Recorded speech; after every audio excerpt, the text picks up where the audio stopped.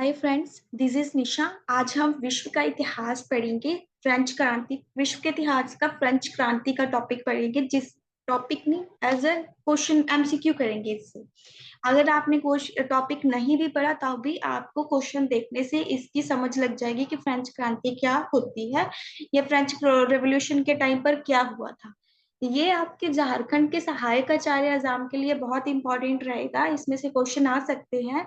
Both दोनों 1 to 6, 1 to 5 और 6 to 8 दोनों के लिए इंपॉर्टेंट रहेगा ये टॉपिक। तो चलिए स्टार्ट करते हैं। फर्स्ट क्वेश्चन से स्टार्ट करते हैं।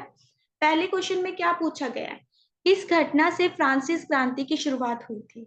इसमें से ऐसी कौन सी घटना थी जो फ्रांसिस क्रांति की शुरुआत का कारण बनी थी? तो क्या ऑप्शन हमारे पास दिए गए हैं? बेस्टिल का तूफान, टेनिस कोर्ट शपथ, राजा लुईस 16 का निष्पादन या आंतक का शासन। तो इसका ऑप्शन नंबर क, बेस्टिल का तूफान, इसका आंसर हो जाएगा कि फ्रांसिस क्रांति की शुरुआत बेस्टिल के तूफान से हुई थी। फ्रांसिस क्रांति कब हुई थी? 14 जुलाई 1789 को फ्रांसिस क्रांति हुई थी। और इसका मेन मकसद क्या था? फ्रांसिस क्रांति का शुरुआत का कारण क्या था? तो इसका कारण था कि अत्याचार और राजशाही को खत्म करना था। राजशाही को खत्म करना, ठीक है। और क्या करना? स्वतंत्रता, समानता और भाईचारा लेकर आना। स्वतंत्रता, समानता और भाईचारा लेकर आना, तो ये इसका मकसद था। ओके, चलिए नेक्स्ट क्वेश्चन करते हैं।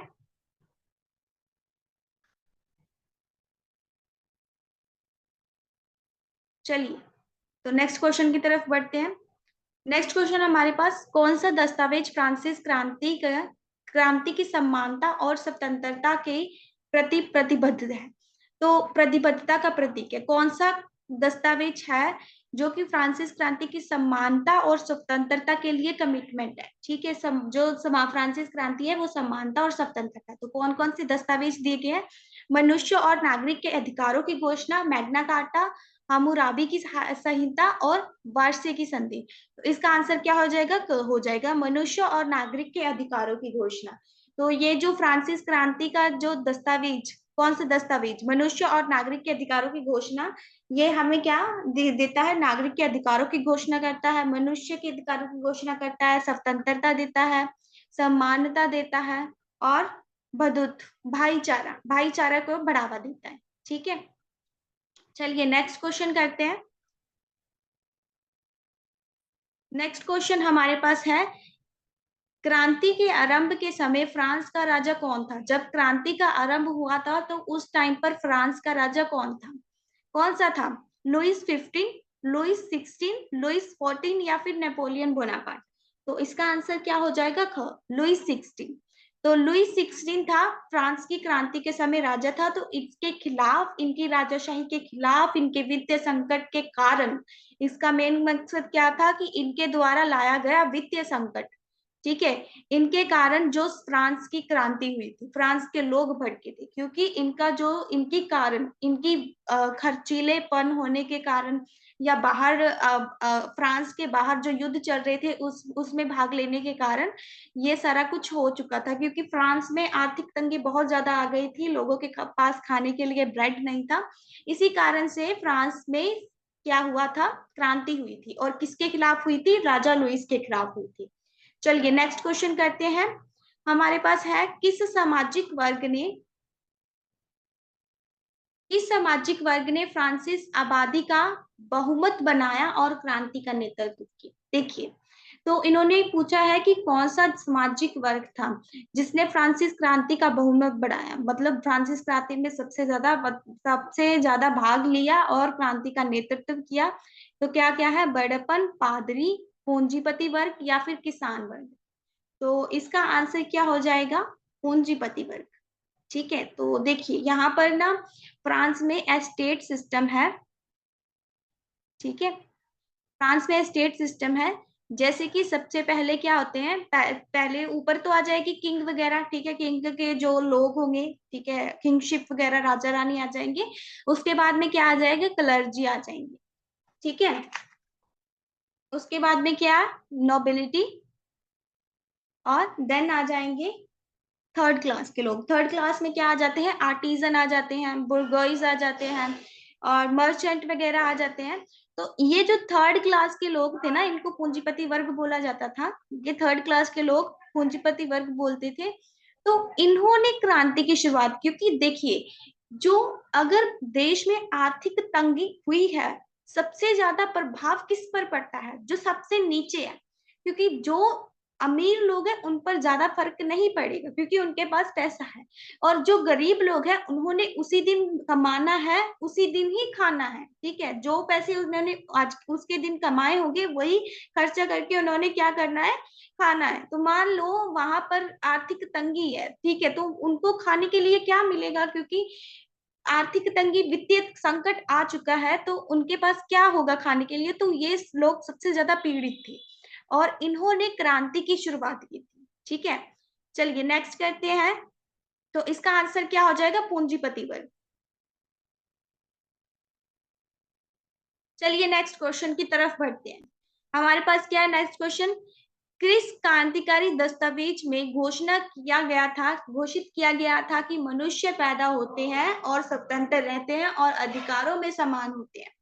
इसमें से कौन सा दस्तावेज था जिसमें बोला गया है कि मनुष्य पैदा होते हैं, स्वतंत्र रहते हैं और अधिकारों में समान। तो हमारे पास ऑप्शन कौन कौन से हैं, मनुष्य और नागरिक के अधिकारों की घोषणा, 1791 का संविधान, पादरी वर्ग का नागरिक संविधान, या कोड नेपोलियन। तो इसका आंसर क्या हो जाएगा, का मनुष्य और नागरिक के अधिकारों। हमने पीछे भी देखा था कि पीछे वाला क्वेश्चन सेकंड नंबर का था, कि उसमें पूछा गया था, आई थिंक सो, कि मनुष्य के कौन से दस्तावेज है जो समानता और स्वतंत्रता देता है, ठीक है, समानता और स्वतंत्रता के लिए कमिटमेंट है।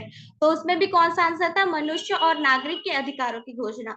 तो इसमें भी बोला गया है कि मनुष्य पैदा होता है, स्वतंत्र रहता है, स्वतंत्र वर्ड, देखो स्वतंत्र वर्ड उसमें भी था, समानता था, स्वतंत्रता था, तो वही यही आंसर था, ठीक है। चलिए नेक्स्ट करते हैं। नेक्स्ट क्वेश्चन हमारे पास है, किस घटना से फ्रांसिस क्रांति का अंत हुआ।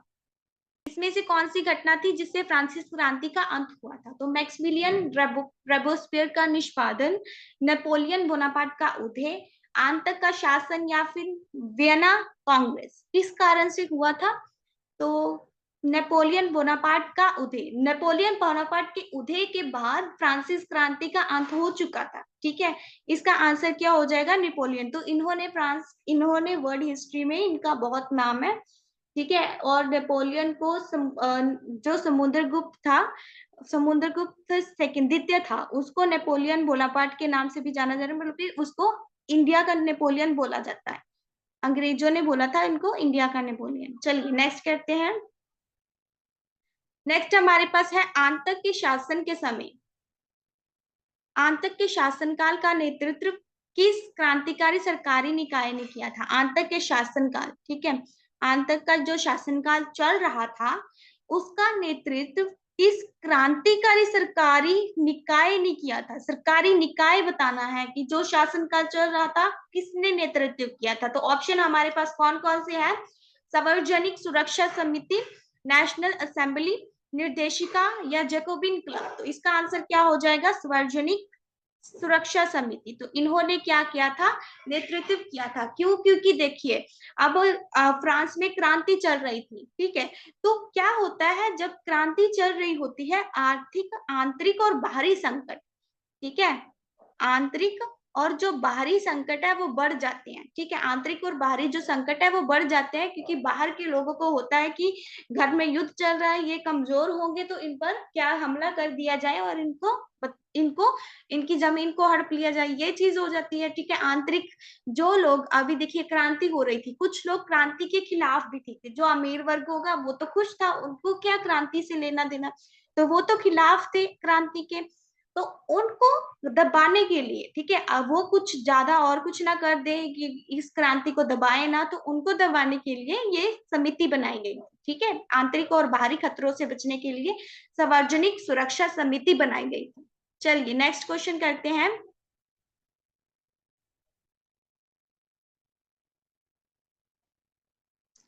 नेक्स्ट क्वेश्चन है, कौन सा युद्ध फ्रांसीसी क्रांति का परिणाम नहीं था? इनमें से कौन सा ऐसा युद्ध था जो फ्रांसीसी क्रांति का परिणाम नहीं था? तो इसका आंसर है, और पहले ऑप्शंस देख लेते हैं।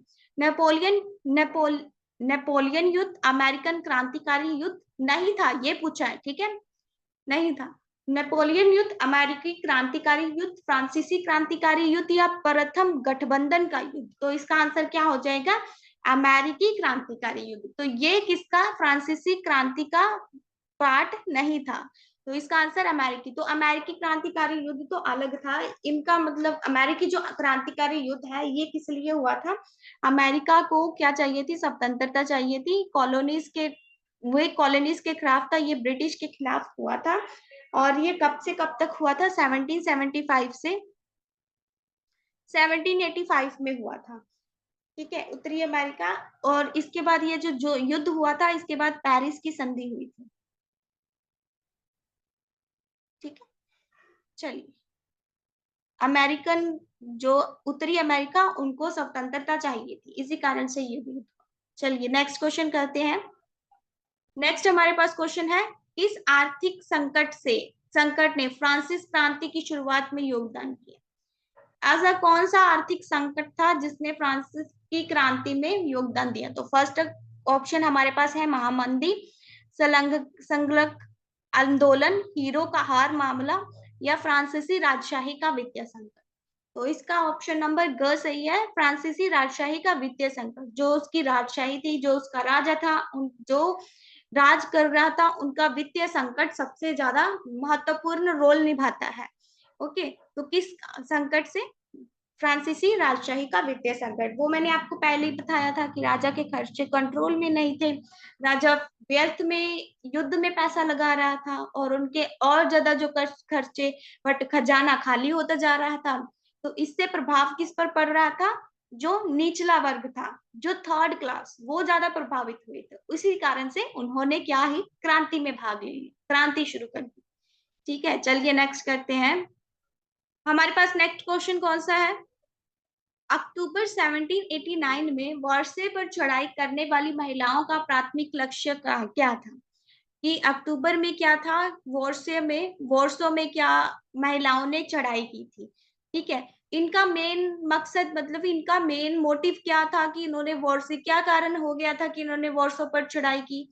तो ऑप्शन हमारे पास कौन कौन से दिया है? रोटी की मांग करना और रोटी की कीमतें कम करना, राजशाही को उखाड़ फेंकना, गणतंत्रता की स्थापना करना, और पादरी वर्ग के विशेषाधिकारियों का विरोध करना। इसका आंसर क्या जाएगा? रोटी की मांग करना। मैंने आपको पहले ही बताया था कि महंगाई बढ़ गई थी, खाने को कुछ नहीं मिल रहा था, निचला वर्ग ज्यादा प्रभावित हो रहा था, तो उन्होंने क्रांति की शुरुआत की। तो रोटी की मांग करना और रोटी की कीमतों को कम करना, ठीक है। चलिए नेक्स्ट करते हैं। प्रभावशाली pamphlet, what is the third state? ठीक है, what is the third state, किसने लिखा था? फ्रांसीसी क्रांति के दौरान आम लोगों के सशक्तिकरण के लिए किसने तर्क दिया था? What is the third state, तो ये किसके द्वारा दिया गया था? ऑप्शन है Maximilien Robespierre, Georges Danton, Jean Jacques Rousseau, और इमैनुअल जोसेफ सीएस। तो इसका आंसर क्या हो जाएगा? Emmanuel Joseph Sieyes. उन्होंने बोला था थर्ड क्लास के लिए कि ये जो थर्ड क्लास ही एक राष्ट्र है। ये जो थर्ड क्लास, हमने देखा था कि जो फ्रांस है, फ्रांस में 3 स्टेट्स, जो फ्रांस का वर्ग था, फ्रांस के लोग, उनको थर्ड स्टेट में बांटा गया था, थ्री स्टेट्स में, जैसे कि फर्स्ट क्लास के लोग हो गए, फर्स्ट स्टेट, सेकंड स्टेट और थर्ड, ठीक है, थर्ड स्टेट। तो फर्स्ट स्टेट में कौन से आ जाते थे? क्लर्जी आ जाते थे। सेकंड स्टेट में नोबिलिटी के लोग आ जाते थे। थर्ड स्टेट्स में क्या है? आर्टिजन, बोर्गोइसेस, मर्चेंट्स, पीजेंट्स, ये सारे आ जाते थे। और सबसे ज्यादा प्रभावित ये हुए थे, और उन्होंने फ्रांस की क्रांति में भाग लिया। ओके, तो इसका आंसर क्या हो जाएगा? Emmanuel Joseph CS. चलिए नेक्स्ट करते हैं। निम्नलिखित में से कौन सा फ्रांसीसी क्रांति में योगदान देने वाला प्रमुख कारक नहीं था? इनमें से कौन सा है जो प्रमुख कारक नहीं है फ्रांसीसी क्रांति में भाग देने वाला? आर्थिक कठिनाई और असमानता नहीं पूछा गया, देख लीजिए पहले, ये आप हमेशा ध्यान में रखना कि पूछा क्या गया है। नहीं, जहां पर शब्द हो तो उसको माइंड में बिठा लीजिए, नहीं वाला पूछा है, ठीक है। आर्थिक कठिनाई और समानता, ये तो आर्थिक कठिनाई तो हमें पता ही है कि वित्तीय संकट आ गया था, स्वतंत्रता और समानता तो वो चाहते ही थे। लास्ट में फ्रांसीसी क्रांति के बाद में कौन से शब्द सामने आई थी? स्वतंत्रता, समानता और भाईचारा, बंधुत्वता। ठीक है, ये तो होगा ही। उसके बाद में विदेशी राजाओं का प्रभाव, ये हम देखते हैं। और फ्रांसीसी राजशाही का वित्तीय संकट, ये तो हमें पता ही है, हमने पीछे भी देखा। तो इसका आंसर क्या हो जाएगा? विदेशी राजाओं का प्रभाव। ये कुछ नहीं था, विदेशी राजाओं का कोई प्रभाव नहीं था फ्रांसीसी क्रांति पर, तो इसका आंसर क्या हो जाएगा? नेक्स्ट क्वेश्चन करते हैं। फ्रांसीसी क्रांति के दौरान जारी किए गए पादरी वर्ग, ठीक है, पादरी वर्ग किसको बोलते हैं? क्लर्जी को। जो हमने क्लर्जी देखा था ना, उसको ही पादरी बोलते हैं। तो पादरी वर्ग के नागरिक संविधान का उद्देश्य क्या था? राजशाही को खत्म करना था, फ्रांस में कैथोलिक चर्च को पुनर्गठित करना था, कराधान की एक नई प्रणाली स्थापित करना था, या नेशनल असेंबली की शक्ति को सामने रखना था। तो इसका आंसर क्या हो जाएगा? क्लर्जी थे, पादरी थे। पादरी फर्स्ट स्टेट के लोग थे, तो इनका क्या था कि उनको था कि कैथोलिक चर्च को फिर से पुनर्गठित किया जाए। ठीक है, तो इसका आंसर क्या आ जाएगा? हो जाएगा। चलिए नेक्स्ट क्वेश्चन करते हैं। उन्होंने पूछा है, किस क्रांतिकारी नेता ने प्रसिद्ध रूप से घोषणा की थी कि क्रांति शनि की तरह है, यह अपने ही बच्चों को निगल जाती है? तो कौन से नेता थे? ऑप्शन देखते हैं। Georges Danton, Maximilien Robespierre, Jean Paul ब्रॉट and Louis Antoine de Saint Just. तो इसका आंसर क्या हो जाएगा? Maximilien Robespierre. तो ये नेता थे जिन्होंने बोला था कि क्रांति एक शनि की तरह है, ये अपने ही बच्चों को निगल जाती है। तो मैक्समिलियन रॉबर्ट्सपियर के बारे में मैंने, जो हमने पीछे सार्वजनिक सभा देखी थी ना, सार्वजनिक सभा, सार्वजनिक कमेटी, तो उनके ये क्या है, ये महत्वपूर्ण रोल इन्होंने निभाया है। मैक्समिलियन रॉबर्ट्सपियर ने इन्होंने नेतृत्व बहुत ज्यादा किया उस कमेटी में। ओके, चलिए नेक्स्ट क्वेश्चन करते हैं। इस यूरोपियन देश ने क्रांति से भाग रहे फ्रांसीसी अमेरिको को अमीरों को शरण दी और बाद में प्रति क्रांतिकारी गतिविधियों का आधार बनाया। देखिए, तो इसका आंसर क्या हो जाएगा? आंसर नहीं, पहले ऑप्शन देखते हैं। Austria, Russia, Spain, great Britain. तो इसका आंसर ऑस्ट्रिया आ जाएगा। ऑस्ट्रिया ने जो अमीरों को शरण दी थी, फ्रांसीसी अमीरों को शरण दी थी, क्योंकि उनको था कि अगर उनके पड़ोसी देश में, क्योंकि देखिए, जो ऑस्ट्रिया है, ऑस्ट्रिया में भी क्या थी? राजाशाही थी। ठीक है, यहाँ पर भी राजा रूल करता था, और ऑस्ट्रिया को लगा कि उसके पड़ोसी देश में ऐसे राजाशाही के खिलाफ क्रांति उठी है, तो ऑफ कोर्स हमारे देश में भी उठ सकता है ऐसा। तो इसी कारण से जहां पर भी ये क्रांति चल रही थी राजशाही के खिलाफ, तो वो उन लोगों को शरण देते थे और इन क्रांति के खिलाफ आवाज उठाते। ठीक है, तो इसका आंसर क्या हो जाएगा? तो आज के लिए फ्रेंड्स यही तक था। आई होप आपको अच्छा लगा होगा सेशन। Thank you.